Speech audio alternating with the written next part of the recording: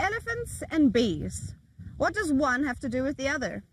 Rangers in the Kruger National Park in South Africa have made an important discovery. Besides loving fresh fruit, there is another astonishing fact. Elephants fear bee stings, and this is helping protect trees in the park. The rising elephant population destroyed too many of the park's marula trees when they go for the delicious marula fruits. So the industrious insects have now been appointed the park's chief tree protectors. You don't believe me? See for yourself.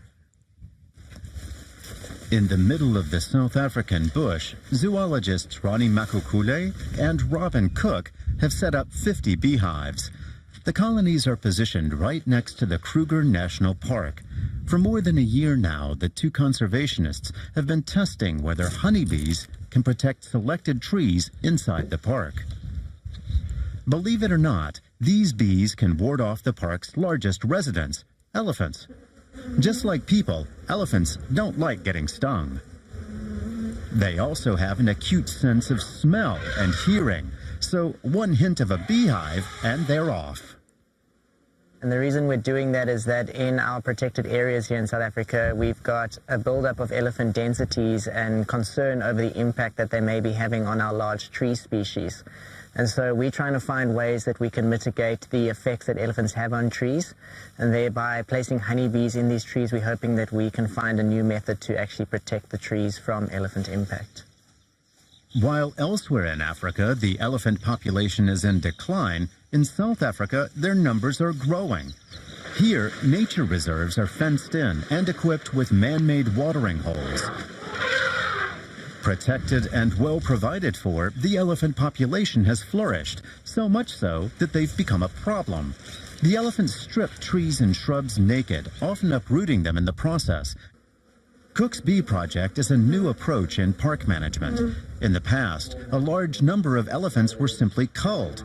Nearly 17,000 were shot dead in Kruger National Park to keep the population stable and protect the vegetation. So when it comes to managing the effects that elephants have on large trees, there's been a mindset shift from controlling elephant numbers themselves, as was previously thought, to mitigating the effects that they actually have on the trees. With the beehives, the zoologists are hoping to control the elephants' movements by keeping them moving. If the animals stay in one place too long, they can inflict extensive damage.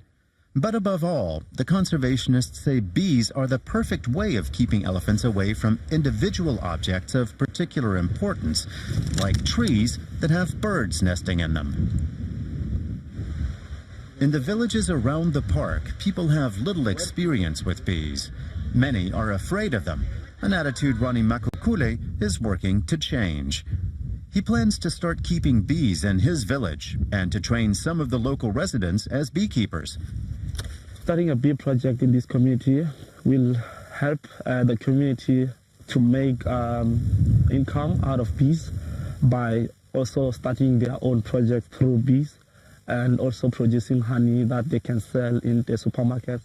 Back inside the park, the conservationists have found another way of reducing elephant numbers in problem areas. They've laid dry a number of watering holes. That means the elephants have to keep moving to find fresh water, relieving the pressure on the local ecosystem. But smaller parks don't have that option, so there's growing interest in the results of Cook's experiments with bees. He believes it's a groundbreaking method with huge potential. We would love to see it apply to new species, particularly species which elephants are after, such as the baobab species, and then to see if it can be applied to our other projects, such as the vulture nest project, to see if we can protect trees with vulture nests in them using African honeybees, and whether that relationship will or will not work. They should soon find out. The first hives are already in place. If it all works out, the bees could in the future not only protect trees, but also the birds and animals that depend on the trees for their survival. What multi-talents these bees! But now to a completely different topic in far-off London. No, it's not about Brexit. It's about a hotel, the Rubens in the Palace at central London. The hotel owners have turned a 350 square meter outer wall into a vertical garden. Not only that, Felicia, the hotel leaves no stone unturned to sensitize its guests to the environment. It encourages cycling or jogging and is trying to eliminate plastics. Apparently it works because people there have begun to ask especially for the Go Green experiences, perhaps because an appetizing vegan afternoon tea is included. One would ordinarily expect leaves and petals in a garden, but not along the wall of a hotel. The 350 square metre living wall is the main attraction of the Rubens Hotel.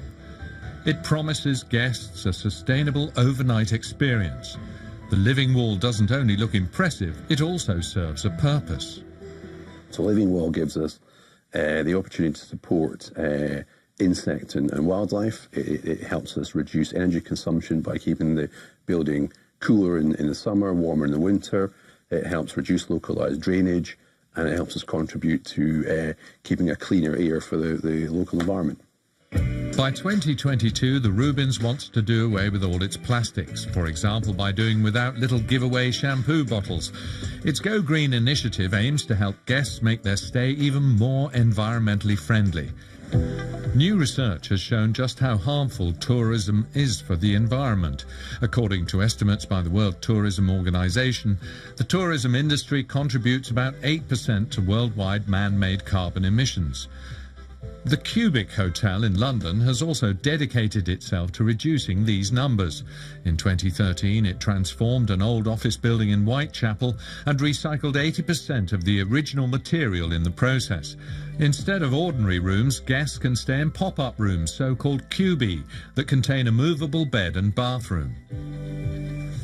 With solar panels on the roof, water-saving shower heads and environmentally friendly products, the hotel wants to promote sustainability. Even the mattresses are made of biodegradable material. The aim is to encourage the visitors to be more conscious of their actions. That's what John Proctor, the Director of Green Tourism, advocates too. Some of these things do carry a price challenge.